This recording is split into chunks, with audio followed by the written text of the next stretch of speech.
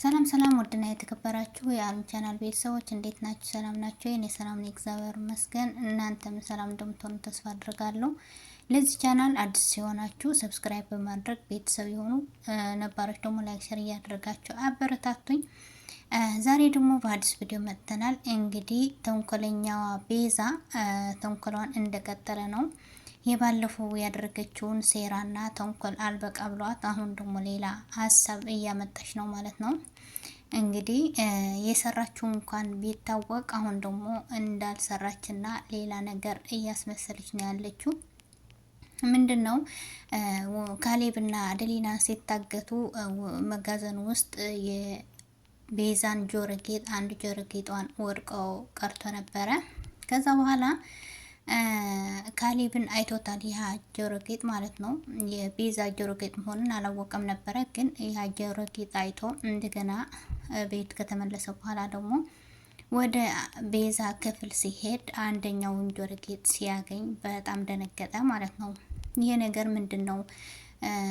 ይሄ ስራ የነበረ ቤዛ ናት ማለት ነው ብሎ ሲደነገጥ፣ ምንድን ነው የደነገጥከው? ምን ሆነ ነው የኔ ፍቅር ምናምን ስትለው ራስ ምታት አሞኝ ነው፣ ምንም ነገር አልሆንኩም፣ ራሴ ስላመመኝ ትንሽ ነው እንጂ ምንም አልሆንኩም ብሎ ሲላት፣ አይ እኔ እኮ ይህን ነገር ስታየው የደነገጥክ መስሎኝ ነው ምናምን ስትለው፣ ምንድነው አይ አይደለም አልደነገጥኩም፣ ዝም ብዬ ራሴ ሲያመኝ ነው፣ በኋላ ክፍለ ውስጥ እመጣለሁ ስትለው፣ እንዳትመጪ ራሴ እመጣለሁ ብሎ ወጣ ማለት ነው። እንግዲህ ይህ ነገር እነሱ እንደሆነ አውቀዋል ማለት ነው። ሁለተኛ ላይ ደግሞ ደስታን አግኝቶ አንተ ነህ ያገትከኝ ብሎ ሲለው፣ እኔ አይደለሁም፣ እኔ ታዝዤ ነው፣ በትዕዛዝ ነው፣ ወይዘሮ አልማዝና ቤዛ ናቸው ይህን ነገር ስራ ያሉኝ ሲለው፣ ምንድን ነው ለምን ሲሉት፣ ይሄ ሀብትና ንብረትን እንደሌና እንዳትካፈለው ብሎ ነው። ስለዚህ እሷን ለማጥፋትና እሷን ለማስወገድ ብሎ እየሰሩትን ሴራ ነው። ስለዚህ እኔ ምንም ማድረግ አልችልም፣ ስለታዘዝኩኝ ነው። ብር ተከፍሎ ነው ስለው፣ አዎ እንግዲህ ታዛዥ ነኝ። እኔ ደግሞ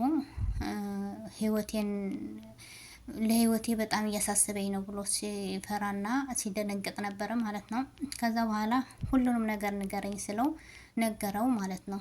እናቴ እንደዚህ ልታረግ ትችላለች፣ በልጇ ላይ እንደዚህ ክፉ ነገር ታስባለች ብሎ ሲል ካለም እንግዲህ ምንም ማድረግ አልችልም ብሎ እንግዲህ ይሄን ማስረጃ እንደነገርከኝ ፍርድ ቤት ሂደት መሰክራለ ብሎ ሲለው ለደስታ ደግሞ እሻለው ማለት ነው። በኋላ ቤዛ ስትደውለት ለደስታ ሁሉም ነገር ካሌብን አውቀዋል ብሎ ሲነግራት በጣም ደነገጠች። ነግረዋል ስትለው እኔ አልነገርኩትም፣ ግን ሲያናግረኝ ሪከርድ አድርገዋል። ይሄ ማስረጃ ደግሞ ሄዶ ለፖሊሶቹ እናገራለሁ ብሎ ነበረ። ስለዚህ ሁሉም ነገር እንደሰማና ሁሉም ነገር እንዳወቀ ብሎ ሲነግራት በጣም ደነገጠች ማለት ነው። ሄዳ ለወይዘሮ አልማዝ ካሌብን አውቀዋል፣ ይህን ነገር እኮ ካሌብን አወቀ፣ እኛ እንደሆነ አውቀናል። ስለዚህ እሱ ሳይቀድምብን እኛ መቅደም አለብን ብላ አሁን ደግሞ ሌላ ነገር እየጠነሰሰች ማለት ነው። እንግዲህ የእሷ ተንኮል አያልቅም። አሁን ታወቀች፣ እንደገና ተጋለጠች ብለን ደስ ይለን። አሁን ደግሞ ወደ ወይዘሮ አዜብን እያዞረች ነው ማለት ነው። ምንድነው ያደረገችው? ጆሮ ጌጡ እሷ ስትደብቅ እንዳገኘቻት አስመስላ ስትቀርጻት ነበረ። እንደገና ደግሞ ወይዘሮ አዜብ ተኝታ እያለ ክላሷ ውስጥ ሄዳ ስልኳን ወሰደችና ለደስታ ጻፈችለት ማለት ነው። እንግዲህ የቤዛን ተንኮል አያልቅምና ጻፈችለት። መጨረሻ ላይ ካሌብ መጥቶ ሲናደድና ለእናቱ ሲቆጣት ለቤዛ አንቺ አውሬ አለመኔ ነሽ፣ እንደዚህ እንዴት በገንዘብ ብለሽ ለሀብትና ለንብረት ብለሽ እንደዚህ ለምን ታደርጊያለሽ ብላ ስትለው ሲላት፣ እኔ ምንም ነገር አላደረኩም እማዬ፣ ምንም የምታውቀው ነገር እንደሌለ እኔ ብቻ ነኝ። ይሄ ነገር ደግሞ እኔ ሳይሆን ያደረኩት ወይዘሮ አዜብ ናት ያደረገችው ብላ ስትለው፣ አይደለም እነሱ ናቸው፣ እኔ እንዳትጎዳብኝ ብዬ ነው እንጂ እኔ አውቃለሁ እነሱ ናቸው።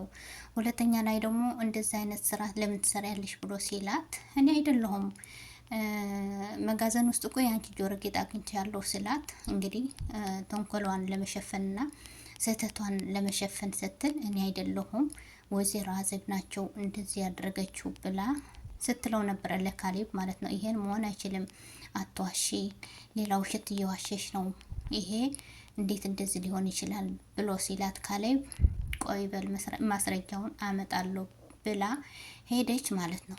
ምን አይነት ተንኮለኛ እንደሆነች አላቅም።